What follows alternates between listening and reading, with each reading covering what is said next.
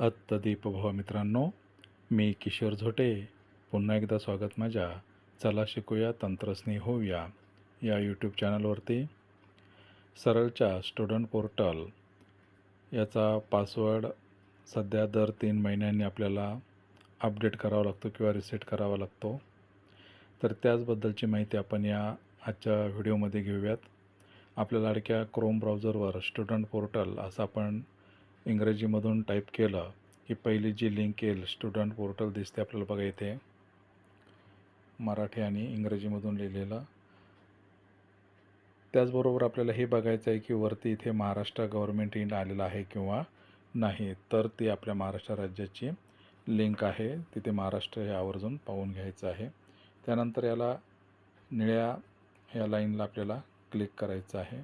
इथे क्लिक केल्यानंतर नेहमीप्रमाणे आपल्याला स्टुडंट पोर्टलचं पेज ओपन होईल. इथे काही सूचना आपल्याला येतील, त्या वाचून घ्यायच्या आहेत.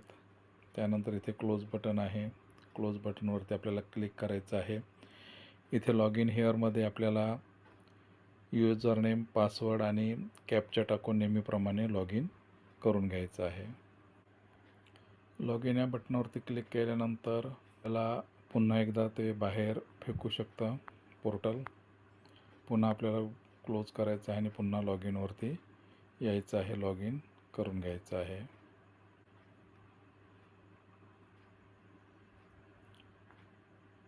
या सूचना येतील त्याला पुन्हा आपल्याला क्लोज या बटनावरती क्लिक करायचं आहे. आणि आता इथे आपल्याला अशा पद्धतीने हे पेज येईल. इथे आपल्याला क्रोममध्ये जो आपला पासवर्ड आहे तो इथे आपल्या युडाईच्या समोरची जी टॅब आपल्याला दिसते, आपला सेव्ह असलेला पासवर्ड तिथे टाकायचा आहे क्रोममधला.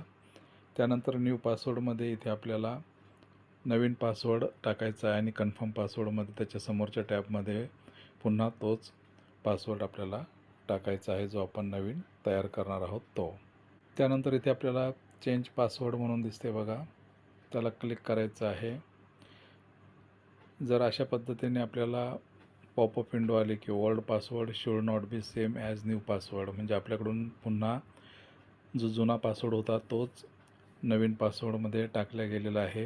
हे पोर्टल तो परत तोच पासवर्ड स्वीकारत नाही, तर त्याच्यात आपल्याला थोडाफार काही बदल करावा लागेल. तो बदल करून आपल्याला नवीन पासवर्ड तयार करायचा आहे. याला ओके बटनवरती आपण क्लिक करूयात. ओके बटनवरती क्लिक केल्यानंतर इथे आपल्याला पुन्हा सर्व ज्या पासवर्डच्या टॅब आहेत त्या ब्लँक होतील. युडाईच्या समोरचे इथे आपल्याला जो असेल तो क्रोममधला पासवर्ड इथे सिलेक्ट करून घ्यायचा आहे. पुन्हा इथे न्यू पासवर्ड आणि रिटाईप न्यू पासवर्डमध्ये आपल्याला पासवर्ड टाकून घ्यायचा आहे. त्यानंतर पुन्हा इथे आपल्याला चेंज पासवर्डवरती क्लिक करायचं आहे. इथे क्लिक केल्यानंतर पासवर्ड आपला चेंज होत आहे. आपलं नेटवर्क कसं चालतं त्यानुसार आपल्याला वेळ लागणार आहे.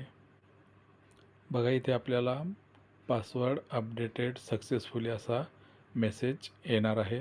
थोडासा संयम ठेवावा लागेल, नेट आपलं कसं वर्क करते त्यानुसार. इथे आपल्याला ओके या बटनावरती क्लिक करायचं आहे.